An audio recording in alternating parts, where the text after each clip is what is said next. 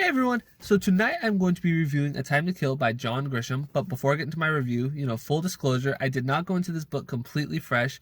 Many years ago, I did see the movie, so that it definitely spoiled the whole plot for me. There were definitely some minor parts that I didn't remember completely. But overall, I definitely knew what was coming, all the way through.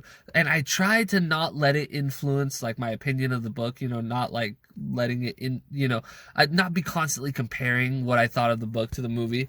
But it definitely did influence me. So full disclosure on that one.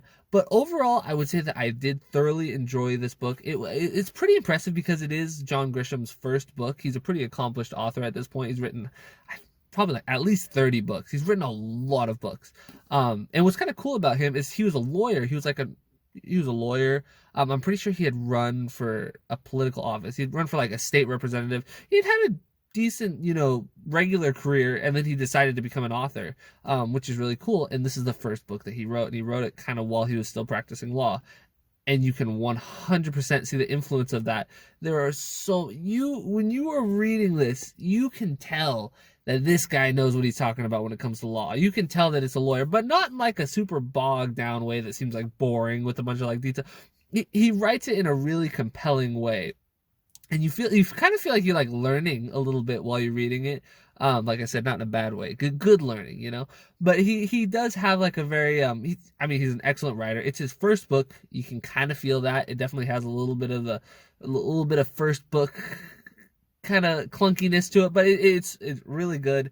But where this book really shines is with kind of the moral questions that are risen, and I'm not going to get into specifics of it, for sake of spoilers, but the moral questions that arise, these seem like the kind of questions that come up if you are practicing law. These are the dilemmas that people have to deal with, kind of trying to decide, how does this thing, it's not necessarily right, or maybe it is the right thing, but it's illegal. Like, how do you fit that in?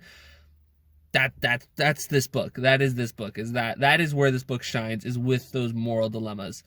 There's a little bit of cheesiness to it. There are definitely some parts where you can tell maybe that, because the main character is a lawyer, and it kind of feels a little bit like he's, I'm used to reading fantasy books. And this definitely isn't a fantasy book, but it definitely feels like his John Grisham's fantasy of what he would like of being a lawyer to be like. There are a couple chapters end with him, him winking, or him like lighting a cigar. It just seems a little comical sometimes, but that's not a huge critique or anything. It's just a little funny because it does feel like he is writing it like as if it is his fantasy of what he wishes it was like.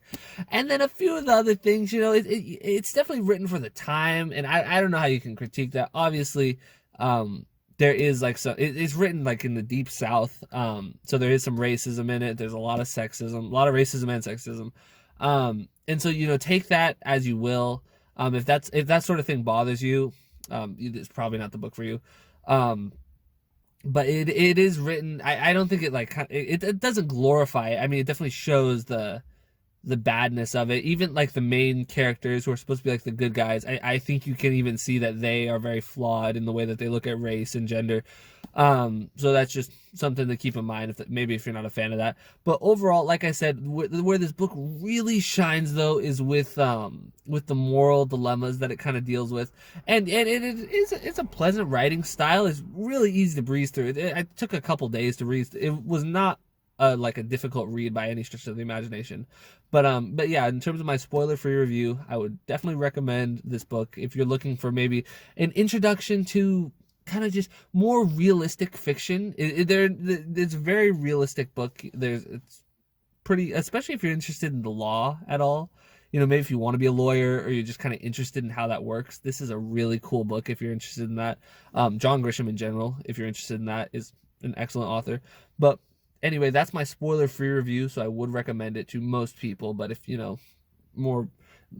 more kind of explicit themes, if you don't enjoy those, maybe it's not for you. And then spoiler alert, so if you don't want any spoilers, going into this book, don't watch this, because I'm about to talk about the ending and everything involved. By far, we get this setup that is so incredibly pulls at the heartstrings. I mean, right off the beginning, it starts with these two guys, these horrible redneck guys raping this little black girl, and it's just horrible. It's a horrible scene.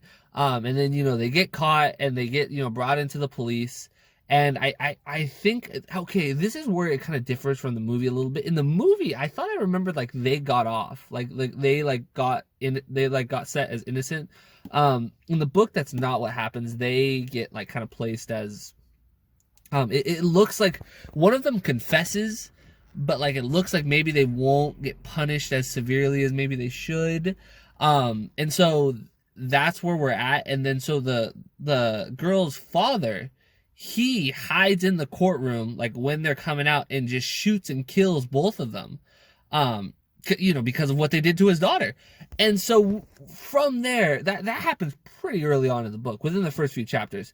And so you get this really interesting dilemma where just about almost every character that is talked to in this book says that they would have done the exact same thing that the character did. But obviously he killed two people. That is murder. And so it has this incredibly interesting dilemma of whether or not what this guy did was right or whether or not what this guy did was wrong. It's so interesting because all these people, they almost respect him, for doing like what he did, because like they all were putting themselves in his shoes. Like, oh, if this had happened to my daughter, like what would I have done? And they most of them are like, I would have done the same thing. His lawyer says that. At one time, I believe even the prosecutor says that he also would. Just about every character says that they would have done the same thing that he did, which makes it for a very interesting case. And then, obviously, that's the premise. I do enjoy. I felt like the Ku Klux Klan was involved in a more interesting way in the book than it was in the movie. I thought that the character, like, there's an informant throughout the book who kind of gives the police like heads up about like Klan attacks that are going to happen, because he is like part of the Ku Klux Klan, but we don't know why, but he like for some reason wants to stop them. And his resolution, I felt like, was much more satisfying in the book than it was in the movie. I don't even remember what happens with him in the movie, but it's definitely not what happens in the book. And then the ending, you kind of have, so in the movie, a spoiler alert for the movie, I guess, if you haven't seen the movie, also, if you don't want to know how that ends, don't watch this either, I guess. The spoiler alert for the book and the movie. But in the movie, you have the lawyer, the main lawyer, Jake Brigance. He gives the speech where he just kind of like goes into detail about all these horrible things that was happened, and then he to happen to the little girl, and then he kind of finished it off with the line, now imagine she's white. And it just kind of leaves the jurors just with this taste in their mouth, where they realize like how prejudiced they are and how they would look at it so much differently if it was like a little white girl.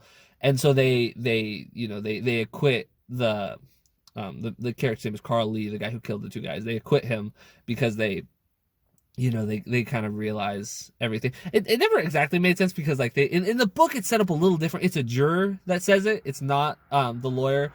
And she basically uses it as a way to convince them, like, this is what we should do. He's innocent is what they basically decide. He did the right thing, whether or not it was the legal thing.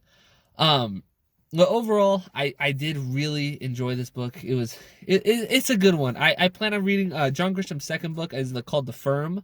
I saw the movie for that one too, but I don't remember any of it. I saw it a long time ago, so I really want to read that one. It'll probably be several books down the road, but I definitely plan on reading it, checking out some more John Grisham.